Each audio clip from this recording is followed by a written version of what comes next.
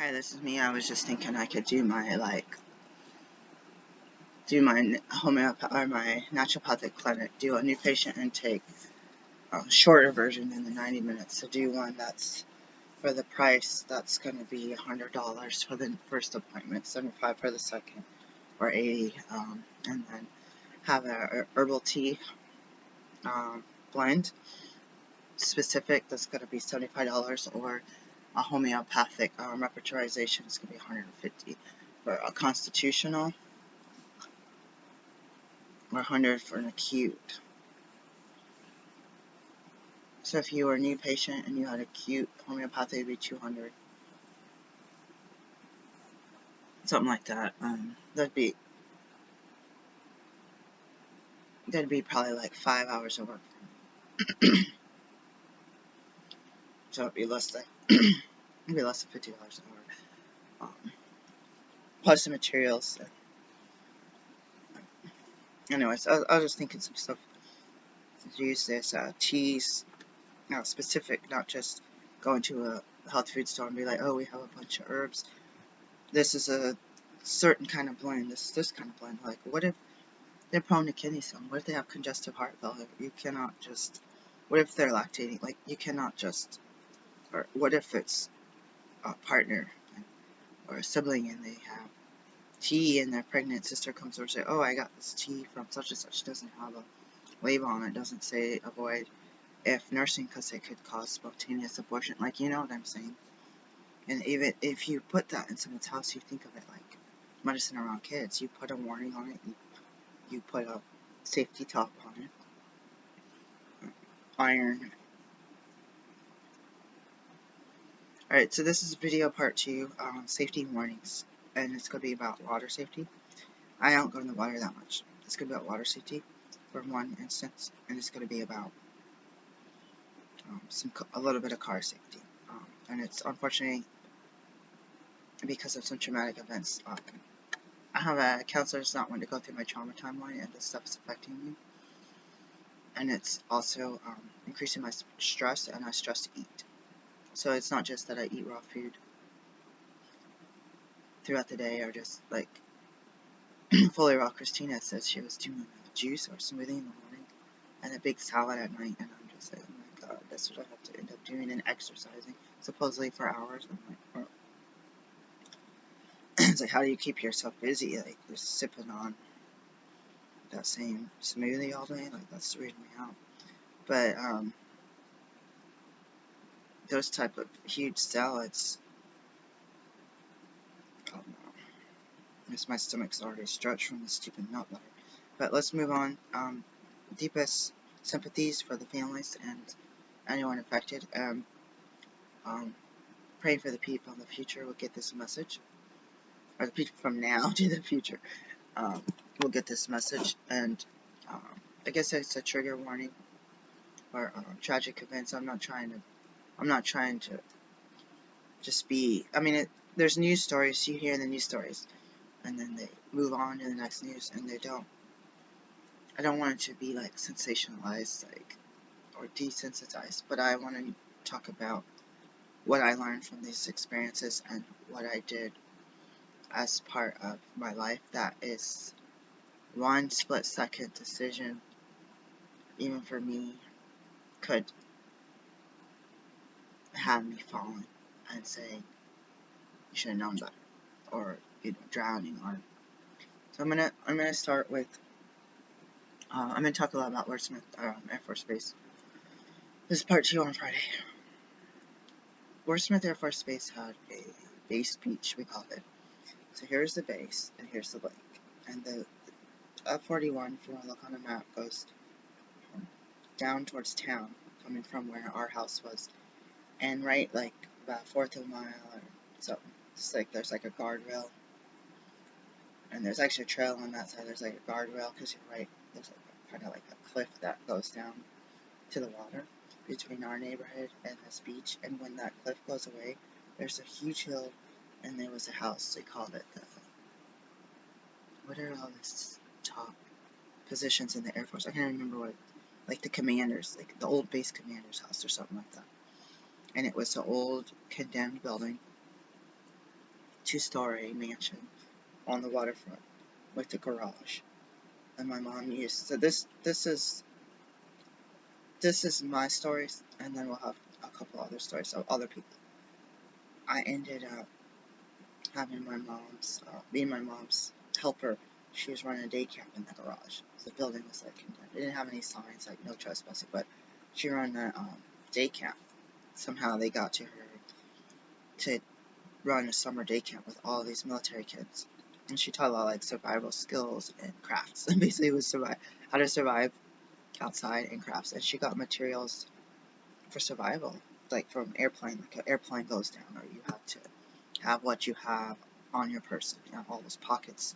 If you have to eject, and end up putting the orange stuff in the water so someone can find you, using a mirror on your compass to reflect up. So it was post Vietnam War, which my mom was over in Thailand with my brother, living with my dad while he was working as a navigator. This is before I was born, during the Vietnam War. So it was very tragic because there was deaths and a mandatory mission that my dad had to take place where people died. A lot of people. Very passed down PTSD from that. And the war for my dad. Underdiagnosed, non-treated, I should say. But my mom's there to help these children and his parents. Has something for the kids to do in a small town and a small base. It was a very small base. And so the first one was me. There was a boy that I made friends with named Kenny Temple. And him and his brother came to town. Everyone was always, a lot of people at school were always new because the military would come and go. And then you had the base kids, then you had the farm kids. So him and his brother were close in age, and they kind of had round little faces and blue eyes. And I really liked this guy as a friend. I was a big tomboy. And my mom was cleaning up. So there was a big table with chairs around it, and there was a big, not a file cabinet, but like a metal cabinet you open up, and you have like plaster of Paris and popsicle sticks and all that stuff in there for the children to do their crafting and do footprints of wild animals and stuff like that. So mom was cleaning up, and I said, me and Kenny are going to go in the water. And I had taken a few years of lessons for swimming, because my mom always said, you don't know how to swim, you got to take lessons again. And at the base beach, when I took lessons prior to that, I think it was prior to that, they had the fence to no seaweed, and you'd get an instructor, and it'd kind of be like rain or shine, you'd be in the water. And you couldn't really swim that far because you were in shallow water. So I don't know what we did. I feel like there's probably a lot of little kids that you need to learn how to breathe underwater and stuff.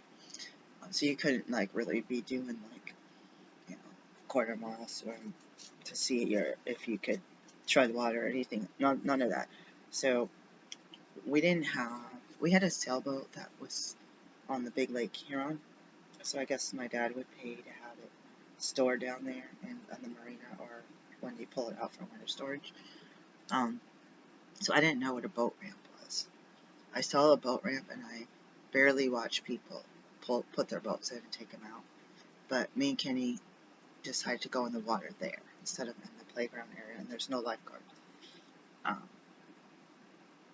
The beach had the playground. I don't even know if it had a playground, but it had the play area.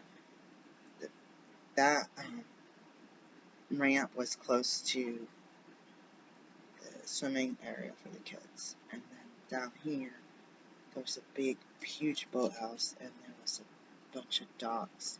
You could dock your boat if you had a boat, or if you needed a day slip, or if you want to rent like a motorboat, it's like a fishing, like a little metal boat with a motor on it, or a paddle boat. So they had this guy named, Chuck. His name was Chuck, redhead guy that my mom was friends with. So I don't know. He would stay in there, I guess, and it wasn't busy that day. It was early in the morning, probably during the week. So I feel like a lot of military people on the weekends, they would just fill that lake up till the layer of oil was on top of the water. Because we lived on the lake, you could see that layer of oil, just that rainbow sheen everywhere.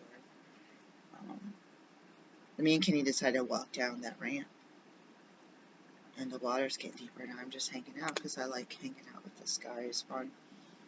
And he was a little bit round. I was like, they were a little bit round. But a kid that's like 3 pounds overweight looks fat when you're like a kid. People are, oh, you look different. And I ended up, this guy's too close to this building. I ended up going on there. Oop! Because I didn't realize it was that deep so fast, that drop off. And I was like, oh. And I didn't know what to do because I was drowning. And I was over my head, and I inhaled like water or whatever. Didn't take a breath, so I didn't know what was going to happen.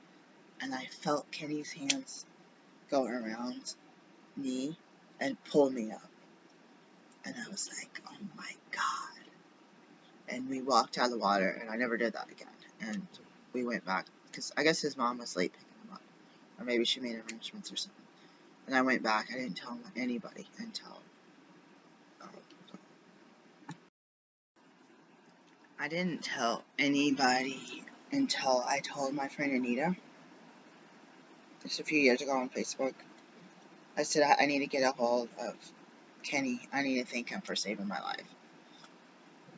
And ironically, I got a job at the piers where the boss kept telling me to lay over the water and staple signs to the freaking pier and like pull trash out of the water with this stick. So you're talking tied up, tied down, you're talking a few feet under you. You're supposed to be a few feet to a yard or two under you. You're supposed to be from the dock leaning over. And I notice out here, when you're leaning over the water, you're very close to water. In Michigan, you still have that hill like I'm talking about a lot of times. Not at the beaches downtown here on, but in the smaller lakes, you still have those hills. And you're not like, here I am at the house, I park, my neighbor or my friend comes over and parks in the driveway, and I walk, and I'm right at the water. Like, you had to like be at a different level. So out here, you're at the water level, and you're having the tides, and you're having the crazy winds of Chesapeake Bay. So I'll be bending down doing something near the water, and I feel the wind blow, or someone walks by you. How many times have you had someone bump into you, or run their cart or their wagon into you? Or you try to move out of the way, and you're on a slippery, wet, slimy pier, and you slip, and there's no fence, there's no life jacket, there's nothing.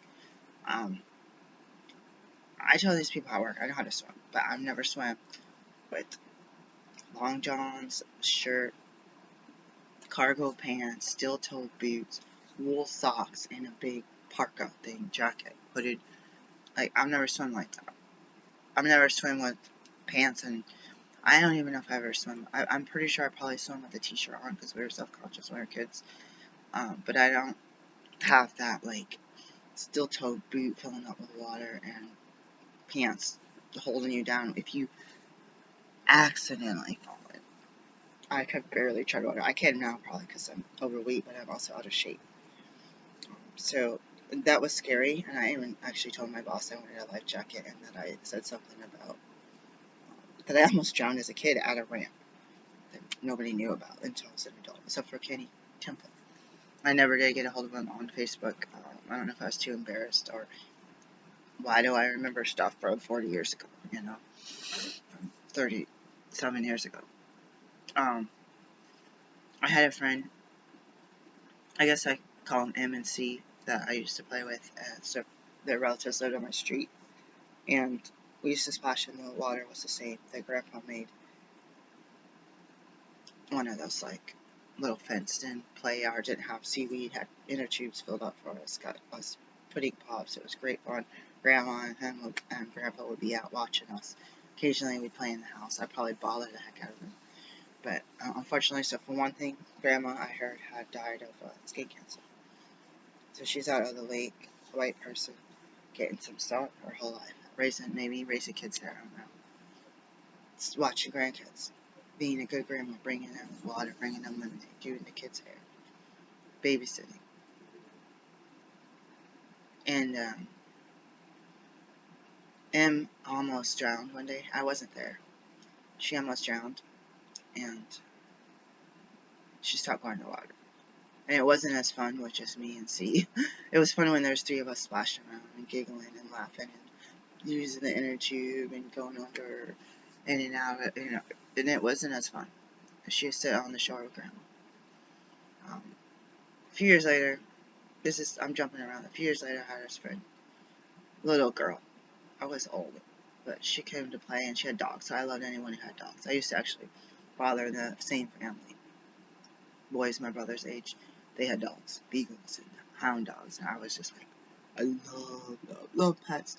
I didn't get along with humans. I was a geek. I was abused as a child. I was abused as an adult too, but I was raised in an abusive household.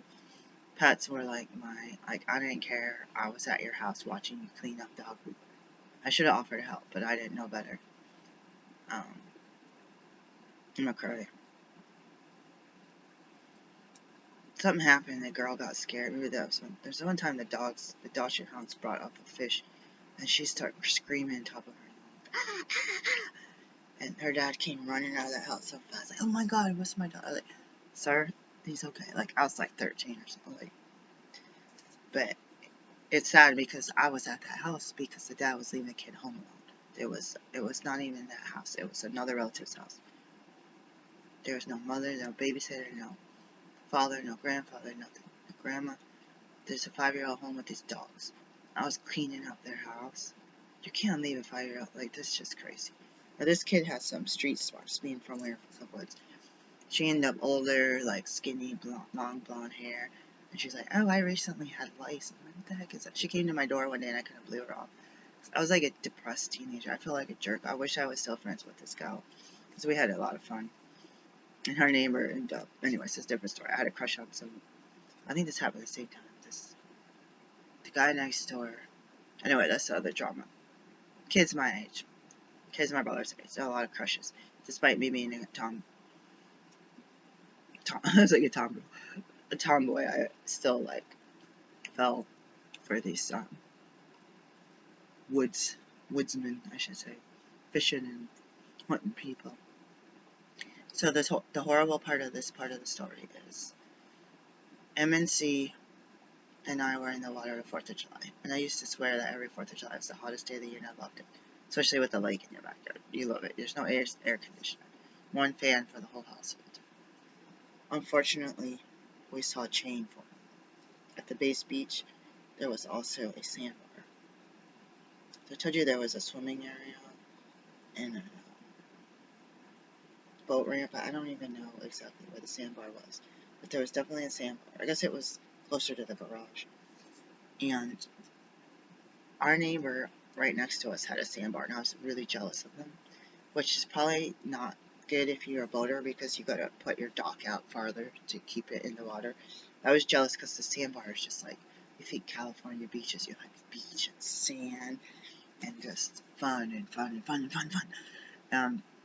Unfortunately, a young child, walked off the sandbar and never was found. I don't know if they were found, but they weren't found at that time. On the 4th of July, they formed a human chain. I didn't even see an emergency response team. They formed a human chain, we could see it, and people linked arms and they just walked as far as they could. And we found out what happened. I don't even ever remember swimming again.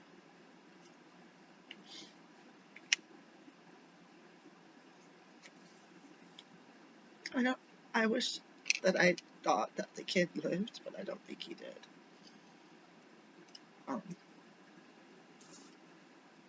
We had to swim in high school. We had to pass gym class. We had to swim as part of track training. But between me and him almost drowning and somebody's having fun on a holiday, a hot day, a beautiful lake up north, the birds and the clouds and the blue skies. Okay, so be careful. I didn't know that the ramps go down like that. I didn't know that the sandbar had drop-offs. I had a friend, a best friend in first grade named Valerie. Her grandmother was a scuba diver, and she lived, you couldn't live right where she was on Lake Huron, but she lived across the street. So she'd access the lake and we'd go swimming. And the sandbars, the other sandbars, like this and like this, and this and like this. So you're walking and you're in like waist high water, then knee high water, then waist high water, then knee high water. And she said she got her scuba gear on. She told us girls that she got her scuba gear on and she went out into the water through that for so long until it dropped off sudden.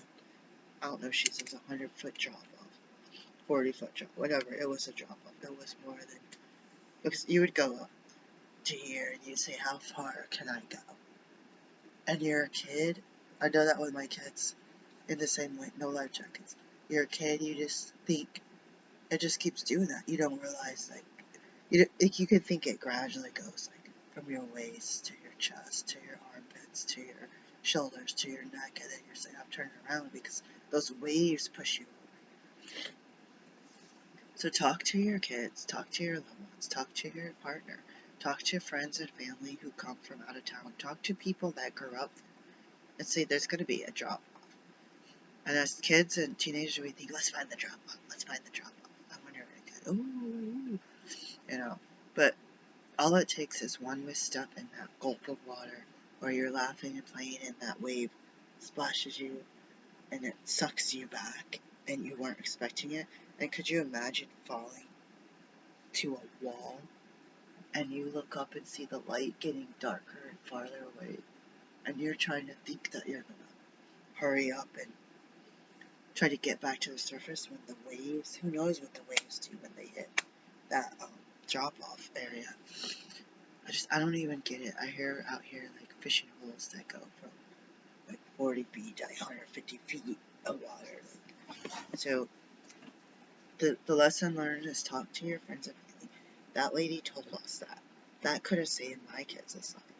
Because I knew that it's not just like this all the way out 2 miles, that it just and gradually gets a little bit deeper, then you say never mind.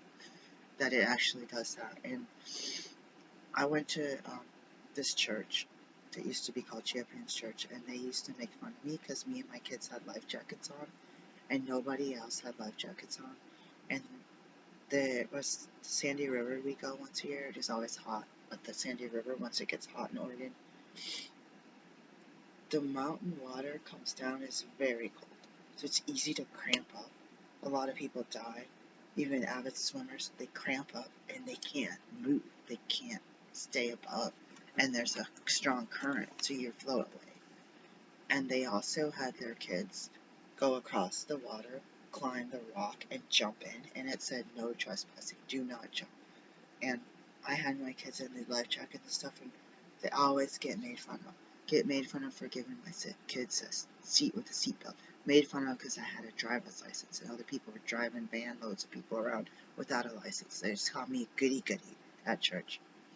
One day my son disappeared with this boy who liked collecting frogs, and I couldn't find him, and his parents didn't care. Like, whatever.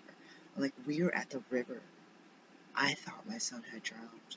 I thought he got lured away by some idiot who's going to tell him to go in the water while the kid plays on land. And thank God they came back. They were looking for frogs. And you want to be safe. This takes one time. You want to be safe. And keep your kid in a life jacket. You think, oh, they're on land building a sandcastle. Take the life jacket off, you know. And you have a little bit of, everyone's going to make fun of me. They're going to make fun of my kids, too. I mean, you're the one whose mom made you in a life jacket. Blah, blah, blah. And it's like when your kid disappears in the store. And your heart drops and you said, no, God, what did I do? I shouldn't have took my eyes off for a second.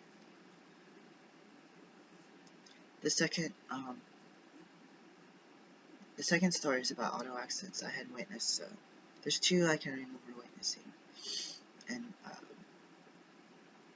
was on the Air Force Base at daycare.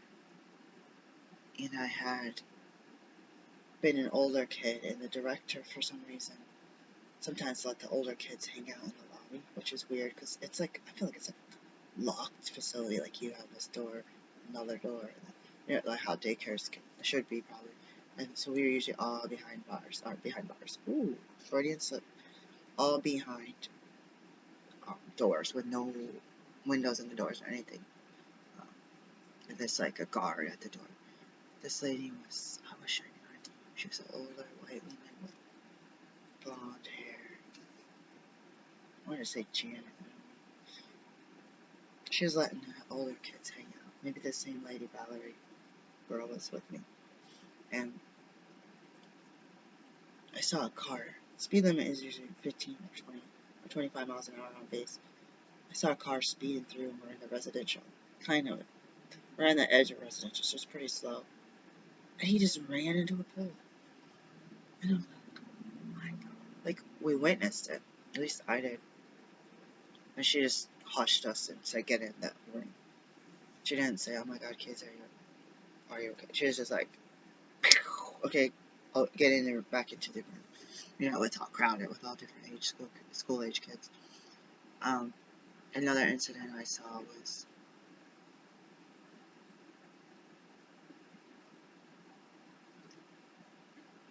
were we coming from East Lansing? We were coming from a couple hours away. I don't know if my brother was with us and I was in the backseat, maybe Grandma.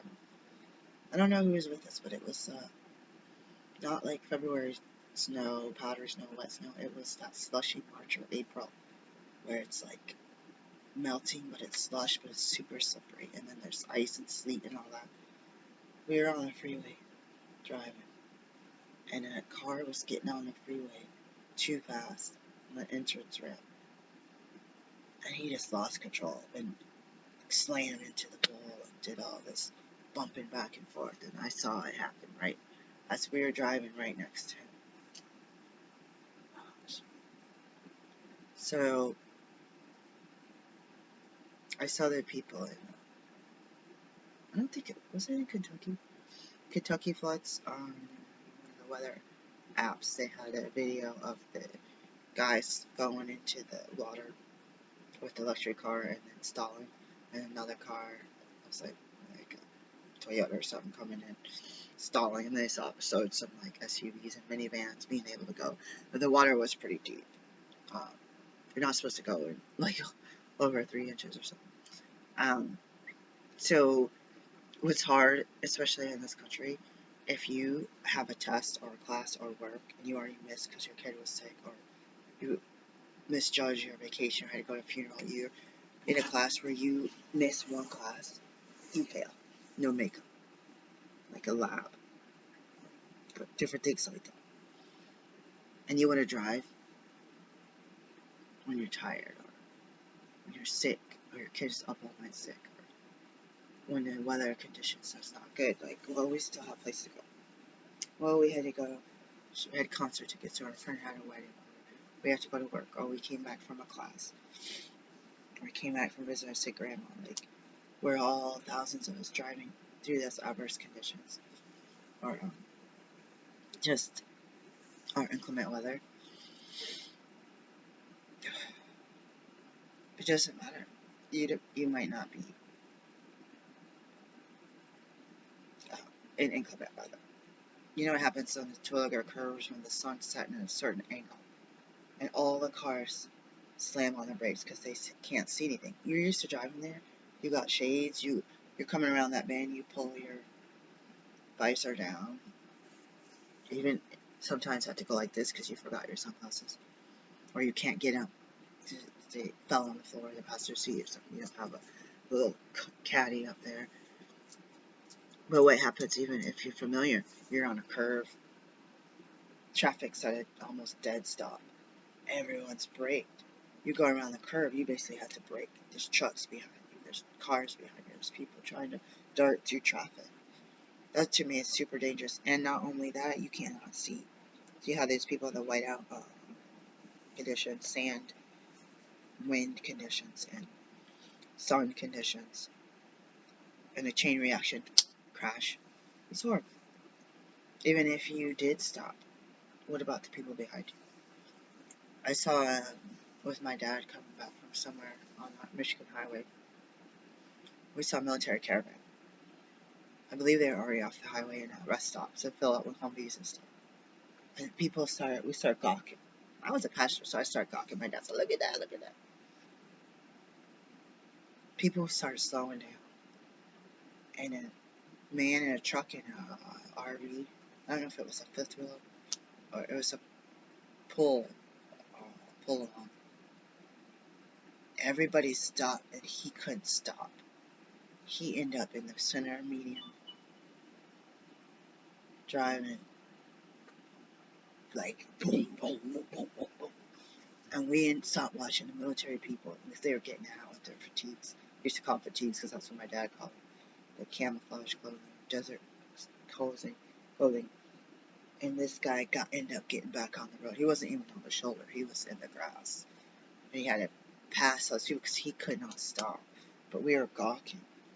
Caused the traffic to stop. Only takes one or two cars. And then everyone behind them, and then everyone behind them. And then I saw sudden-wise the traffic going from 70 to 10 or 0. And we commended that guy. Like, ooh, buddy, you saved yourself and a whole bunch of people. Thank God you... And to this day, if that guy's still alive, I would be like, be careful of gawking.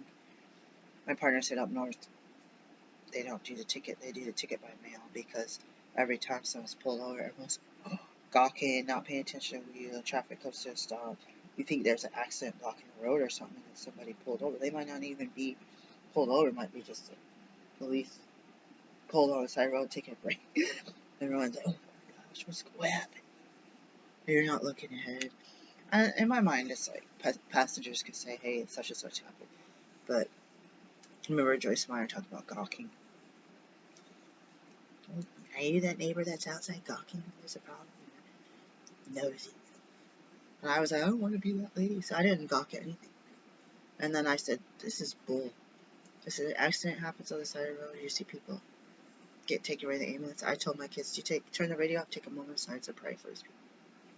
Because you don't know. One of my friends from NA, she goes, every time she sees an ambulance or some incident, that somebody's life has changed drastically.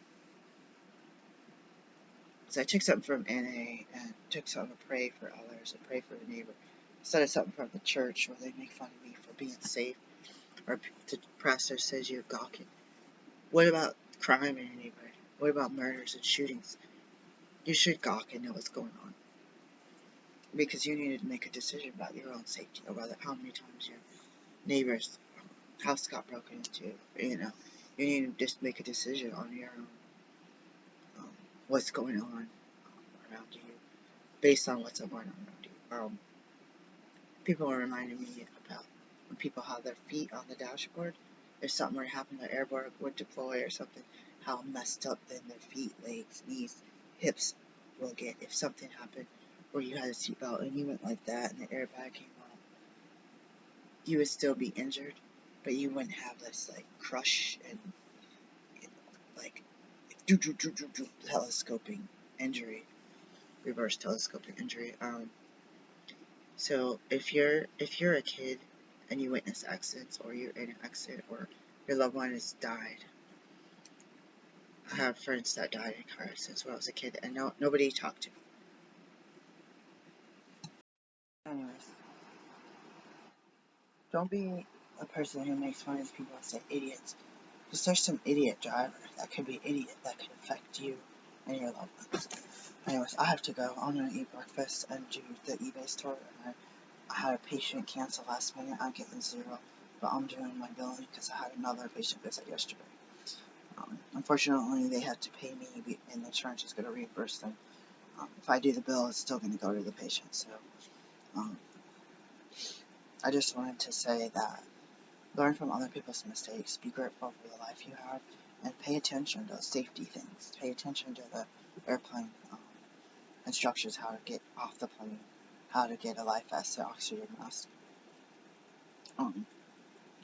That might not save our lives, but teach it to your kids and your neighbors and if you're a teacher in your classroom, even little kids, teach them that ramp.